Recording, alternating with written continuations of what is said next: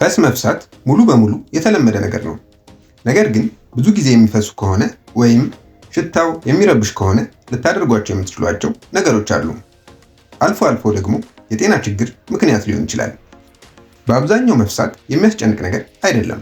ሁሉም ሰው ይፈሳል። አንዳንዶች ደግሞ ከሌሎች በበለጠ ይፈሳሉ። እንዲያውም የተለመደ የሚባለው ለእያንዳንዱ ሰው የተለያየ ነው። ነገር ግን ለውጥ ካዩ፣ ህይወቶን እንደሚረብሽ ከተሰማዎት ወይም ከመጠን በላይ ፈስ የሚያስቸግሮት ከሆነ ወይም ሽታው የከፋ እንደሆነ ከተሰማዎት ሊያደርጓቸው የሚችሉት ነገሮች እነሆ። ከመጠን ያለፈ ወይም መጥፎ ሽታ ያለው ፈስ ለማስወገድ የሚረዱ ምክሮች ወይም ሊያደርጓቸውና ሊያስወግዷቸው የሚገቡ ነገሮች። በመጀመሪያ ትንሽ ትንሽ ቶሎ ቶሎ ለመመገብ ይሞክሩ። ቀጥሎ ምግብን በዝግታ አፎን ገጥሞ ይመገቡ ወይም ያላምጡ። ሶስተኛው ሰውነቶ ምግብ በተሻለ ሁኔታ እንዲፈጭ አዘውትረው የአካል ብቃት እንቅስቃሴ ያድርጉ። አራተኛ በተመሳሳይ ጊዜ የፔፐርመንት ሻይ መጠጣት ይችላሉ። እንዲሁም ማስወገድ ያለቦት ነገሮች አሉ።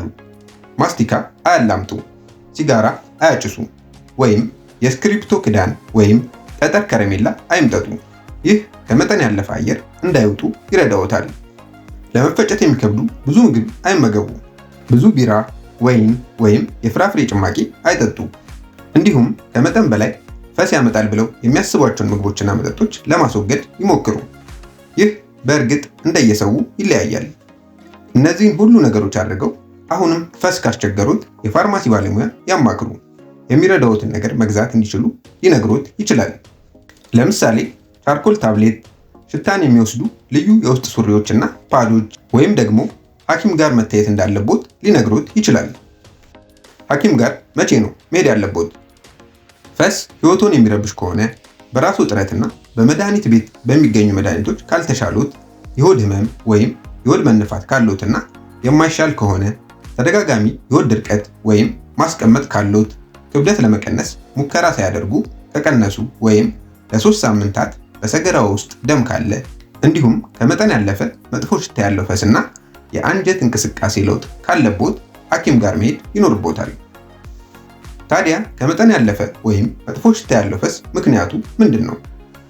ከመጠን ያለፈ ወይም መጥፎ ሽታ ያለው ፈስ ብዙ አየር ሲውጡ ወይም ለመፈጨት የሚከብዱ ምግቦችን ሲመገቡ ሊከሰት ይችላል። አንዳንድ ጊዜ ደግሞ የጤና ችግር ምልክት ሊሆን ይችላል። ለምሳሌ የሆድ መነፋት፣ የሆድ ህመም፣ ማስቀመጥና የሆድ ድርቀት የሚፈራረቅቦት ከሆነ የአንጀት መቆጣት ወይም ኢንፍላማቶሪ ባውል ሲንድሮም ወይም IBS ምልክት ሊሆን ይችላል።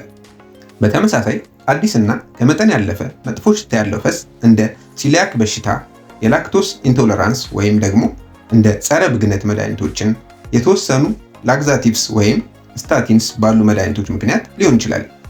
ዋናው ነገር ራስዎን ለመመርመር አይሞክሩ።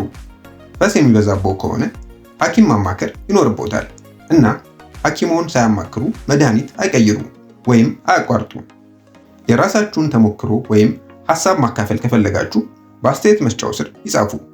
አዲስ ነገር ከተማራችሁ ቪዲዮውን ላይክ፣ ሼር፣ ሰብስክራይብ በማድረግ እና የደወል ምልክቷን በመጫን ቤተሰብ ይሁኑ። ዶክተር ትንሳኤ ነኝ። ስለተመለከታችሁኝ አመሰግናለሁ። ሰላም ለእናንተ ይሁን።